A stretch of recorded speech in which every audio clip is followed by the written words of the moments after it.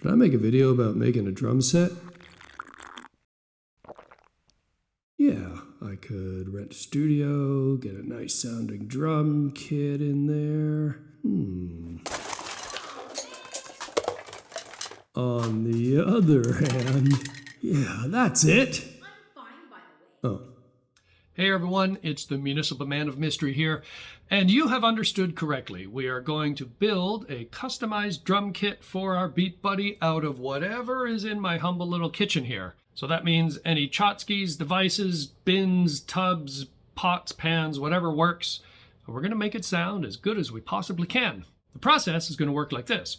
We're going to record the samples, we're going to do a little bit of post-production, then we're going to build the drum kit in Beat Buddy Manager, then we're going to load it into our pedal and see what the results are like. I fully suspect this is going to sound like crap, but that's okay, because the real goal is for you to learn how to build your own customized drum kit, and that can open up some creative possibilities for you in using your Beat Buddy. So let's move over to the ISO booth because we're going to start recording samples now.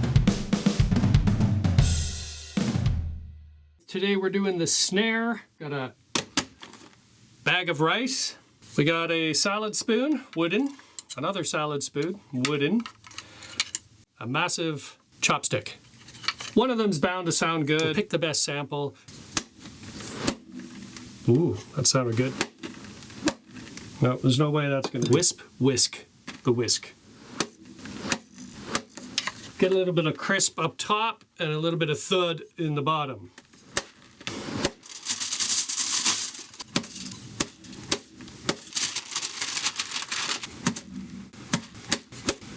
I'm gonna go and check out those samples, see what the best one is. If they sound okay, I'll stick with the bag of rice. So let's move on.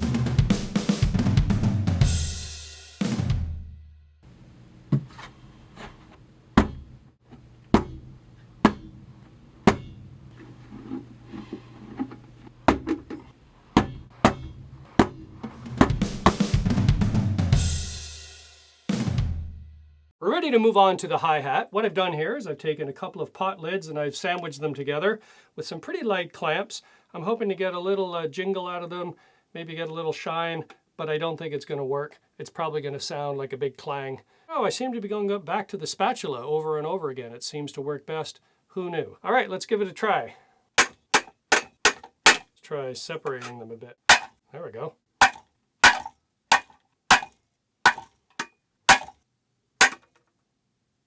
Oh, that just sounds like a couple of clanging pots. I think I might be able to add a little shine to this hi-hat with a little bit of rice. Well, I think I'm just going to work with that. Some of those sounded okay. I'm going to move on to a crash cymbal, and that's coming up next, so stay tuned. Time to move on to the crash cymbal. I've got my large pot lid here. I think it's the biggest one I've got. Let's go back to the trusty old spatula because it seems to be working out for us. Well, if I get a job with Einstürzende Neubauten, I think I'm ready to go.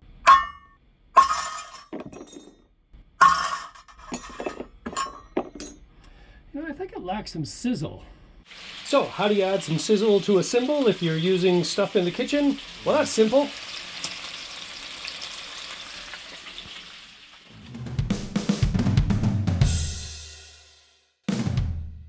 I'm just going to go with a two-tom arrangement, but I'm using a cooler, and you might be thinking that's not a kitchen implement, and I'm like, yeah, that's where you're wrong. In my house, it sits on top of the fridge, so it qualifies. If we open it up a bit, it changes the pitch, so I'm going to fool around with that. I think it's important to add some dampening, so I'm going to use this ugly old tea towel here that I found. Okay, we're ready to record.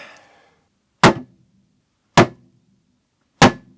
that's cooler. Dad joke. Crispness in the top end. All right, I think we have something we can work with there. I'll do a little bit in the post-production to see if I can make that work, but I think we're ready to move on, so let's do that.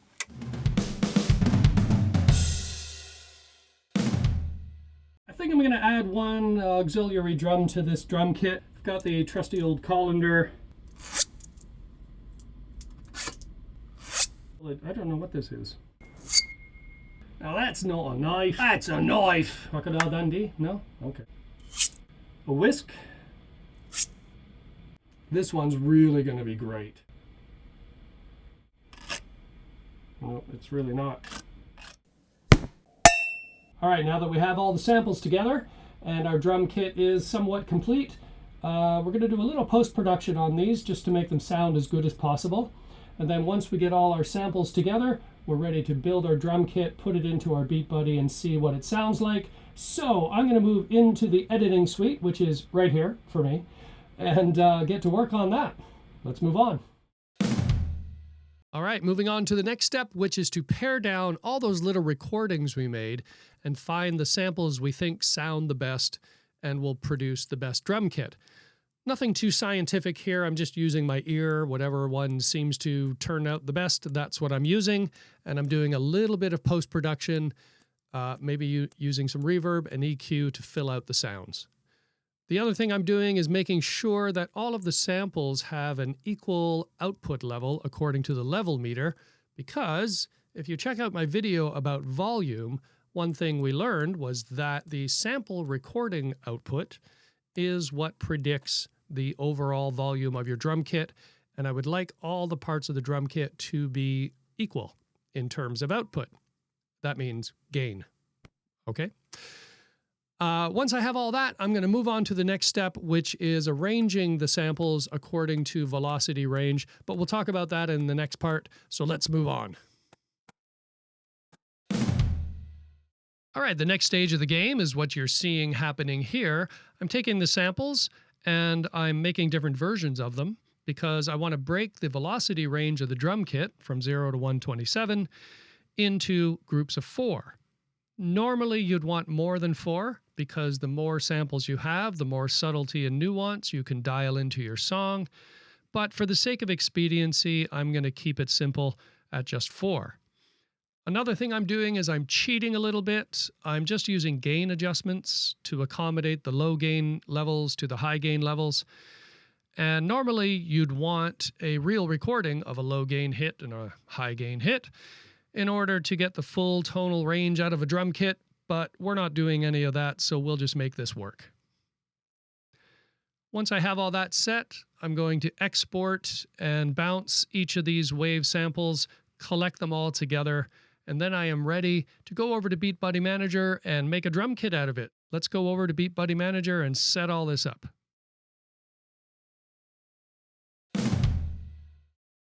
Well, everyone, we have come to the finale, the final stage of our process. We're going to build our drum set in Beat Buddy Manager.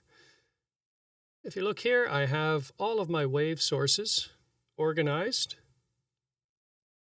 and labeled and ready to go.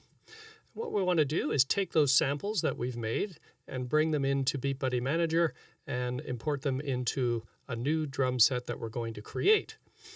So let's go over to Beat Buddy Manager here. We're going to open a project and there we go. Let's go over to drum sets. You'll see I have all of the drum sets that I have set for this project, and we could use any one of those, but we're going to create a new one. So let's go to Create Drum Set. At this point, you'll notice that you can actually import sounds from other drum sets, which is nice. If you want to create a custom drum set out of sounds that you like from other drum kits, you can bring them together. We're going to do it a little more basically and create the instrument ourselves. Okay, and you'll notice that they're all labeled here with the MIDI number beside them, which is a nice feature because it avoids us having to search around and label everything. And we can just start populating this drum set with the sounds that we want.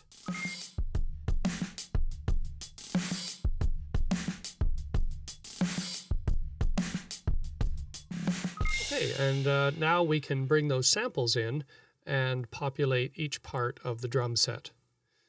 So we're going to go over here, highlight the piece that we want. We're going to go to Add Samples. And this is going to allow us to just bring them all in en masse. This is a nice feature. We can just grab the samples that we want. And if we've labeled everything, it will put them in the order that we want them to be. Okay, and there we go. So that's really nice and easy. You can sample the samples. or you can rename them if you choose to.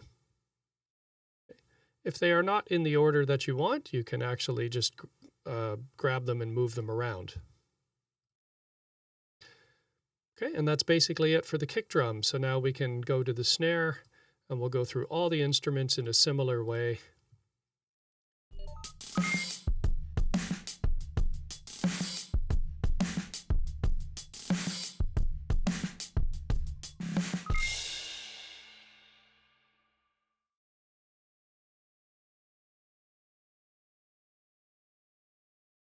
Okay, once you have all of the instruments populated and all your samples are organized the way you want, you can give your drum kit a name, and we're going to call this one Kitchen Sink, just for fun.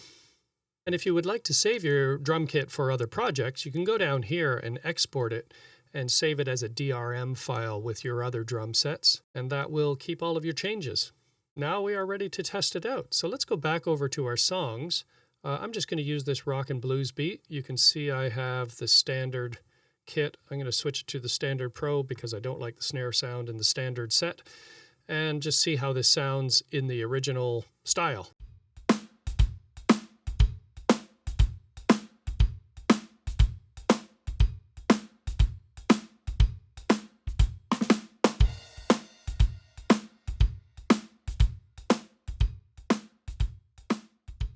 All right, now let's apply our new drum set to this same song and see how it sounds.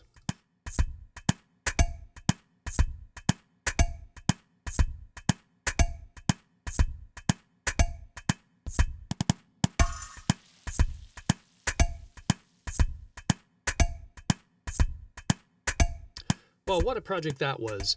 A lot of whimsy, a little bit of a lark, but a lot of fun, and I think we learned a lot. So I hope you picked up some techniques and skills to build out some creative possibilities for using your Beat Buddy. And it wouldn't be right to go through all of this trouble without putting it into practice. So I've written a little song, it's called Kitchen Sink, and that's what I'm going to use to close out this video. I want to thank you for joining. Please like and subscribe, and come back because there's always more coming down the road. I'll see you all next time.